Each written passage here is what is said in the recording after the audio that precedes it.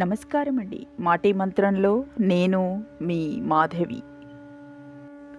ఎవరు ఎంత చనువిచ్చినా మీరు మాత్రం మీ హద్దుల్లోనే ఉండండి.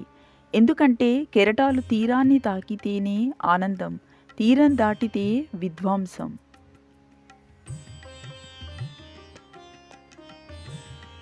ఎవరితో అయినా స్నేహం ఉంటే అన్నీ చెప్పుకునేలా ఉండాలి. బంధం ఉంటే అన్నీ పంచుకునేలా ఉండాలి.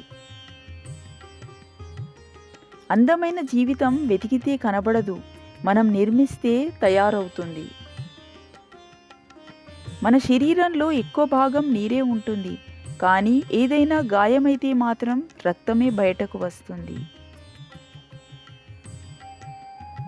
మన జీవితంలో వృధా రోజులు ఏమిటంటే మనం కొంచెం కూడా నవ్వని రోజులు. పెదవుల మీద చిరునవ్వు క్షణమైనా చేరనివ్వండి.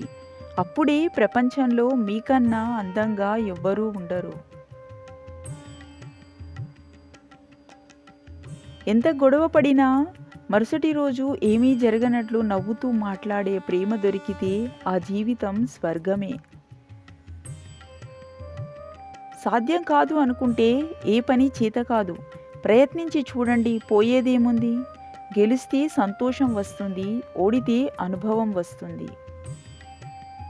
సముద్రం అందరికీ ఒక్కటే, కానీ ఈత వచ్చిన వారికి ముత్యాలు దొరుకుతాయి, వల వేయడం వచ్చిన వారికి చేపలు దొరుకుతాయి, నిలబడి చూసే వారికి కాళ్ళు మాత్రమే తడుస్తాయి. జీవితం కూడా అంతే, అందరికీ ఒక్కటే, కాకపోతే మన ప్రయత్న బలం ఎంతుందో అంతే దక్కుతుంది. దేవుడిని ప్రేమించవచ్చు లేదా ద్వేషించవచ్చు, కానీ ఏదైనా కూడా అపారమైన దృఢ నిశ్చయంతో ఉండాలి. కొన్ని మనసులు, కొన్ని లోతులు, కొన్ని బంధాలు, కొన్ని బాధ్యతలు. పైన రెండు వర్ణించలేనివి, కింద రెండు మర్చిపోలేనివి. ఇదే జీవితం. కోపాన్ని అదుపులో పెట్టుకుంటే చాలు, జీవితం మన చేతుల్లోనే ఉంటుంది. మనసు బాధపడేలా ఎవరైనా మాట్లాడితే వారికి మౌనమే మంచి సమాధానం. ఎందుకంటే మనకంటే మంచి సమాధానం కాలమే చెబుతుంది.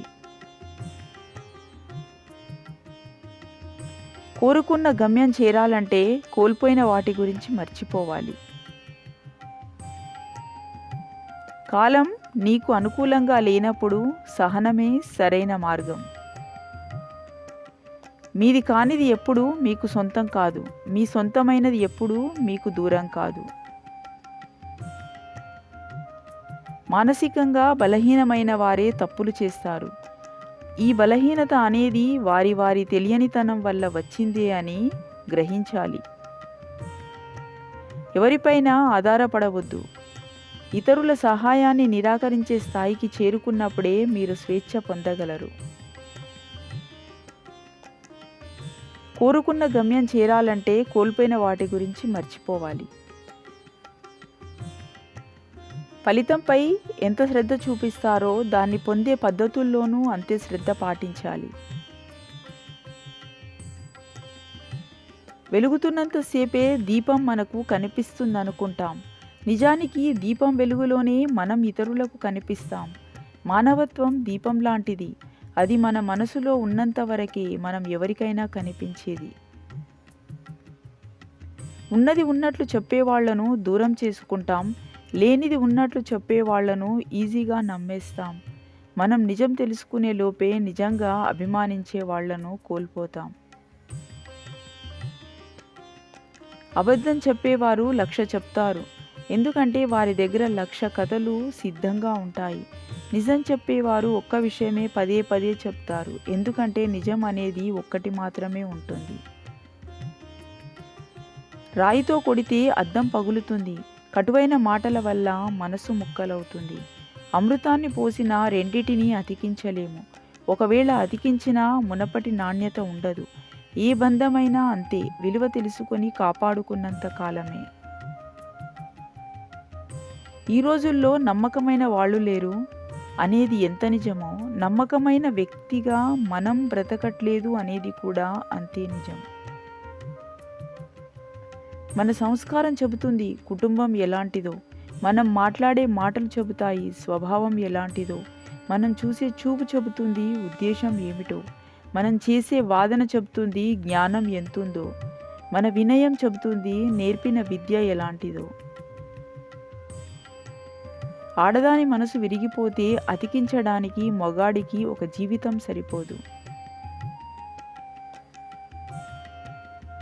ఆనందంగా ఉండేవారు తమ దగ్గర ఉన్నదాని గురించి మాత్రమే ఆలోచిస్తే, ఆనందంగా ఉండలేని వారు తమ దగ్గర లేని వాటి గురించి మాత్రమే ఆలోచిస్తారు.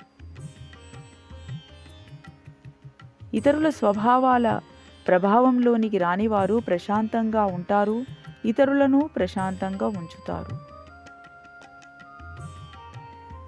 మీ అమూల్యమైన సమయాన్ని కేటాయించి ఈ వీడియోను చూసినందుకు ధన్యవాదములు.